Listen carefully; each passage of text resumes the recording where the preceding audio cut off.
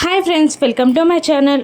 Minister PA జేడీకేడీలతో ఇలా చెప్తూ ఉంటాడు. మండే యువరాజ్ని కోర్టులో సబ్మిట్ చేసే వరకు యువరాజ్ పూర్తి బాధ్యత మీదే అని జేడీకేడీలకి మినిస్టర్ పిఏ చెప్తుండగా, ఓకే సార్ మాదే, యువరాజ్ని మండే కోర్టులో సబ్మిట్ చేస్తాం అని అంటూ ఉంటుంది జేడీ.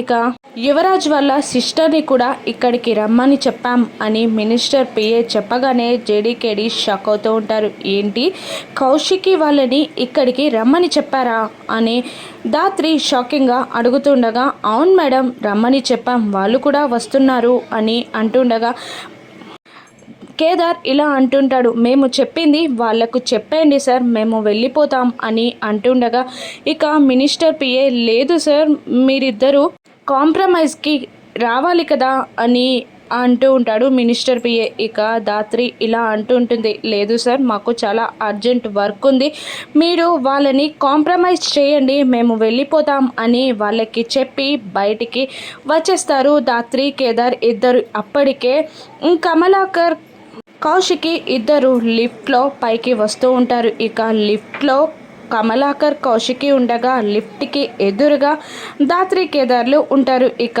దాత్రి కేదార్లు కౌశికి కంట పడతారా?